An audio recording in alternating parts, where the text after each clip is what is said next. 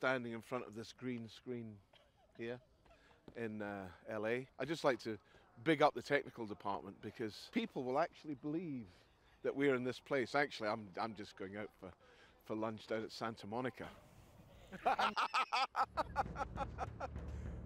In season 1 we had places we could snow up with artificial snow, but north of the wall in season 2, when Jon Snow goes into the Frostfangs, demanded a bigger landscape. We always knew we wanted something really just kind of shatteringly beautiful and barren and brutal for this part of Jon's journey, because he's in the true north now. I've shot in Iceland before and it seemed to be an obvious fit. And it's all real, it's all in camera. We're not doing anything in post to, add mountains or snow or anything else. We're not taking out hoses and spraying bleached pulp on the ground to create fakes. Now that we all feel, and especially the cast, that actually being able to go to a world that evokes the world you're trying to create is inspiring for everybody.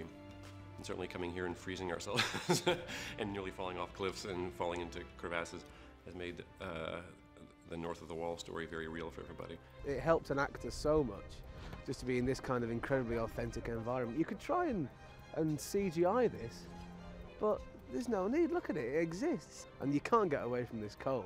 It's all I've thought about since I arrived. It's been so cold, and yet you can't help but just be happy that you're kind of seeing this amazing view.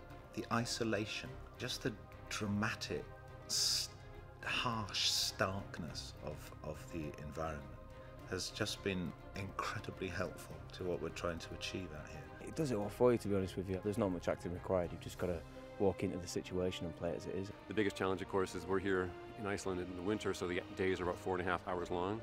So we have, the sun barely makes it up above the horizon and then goes back down again almost immediately. The great thing is that the days are short, but the light is beautiful for that whole period. They just lit everything up in a beautiful kind of burnt orange. I can't wait to see what that looks like. I can imagine it's going to look very, very special.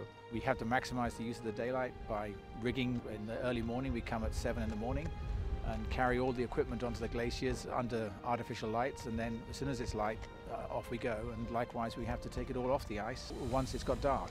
I'm not part of the technical crew, and I can imagine, thank God, at this moment in time, and I can see that it's creating problems that have never really come up before, like not being able to drive vehicles anywhere about 3 feet at a time, then everything kind of breaks down.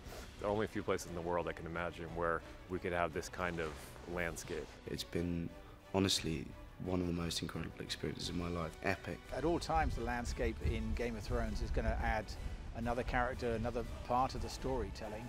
Iceland is, I hope, will continue to be giving us the bit of magic we want for North of the Wall.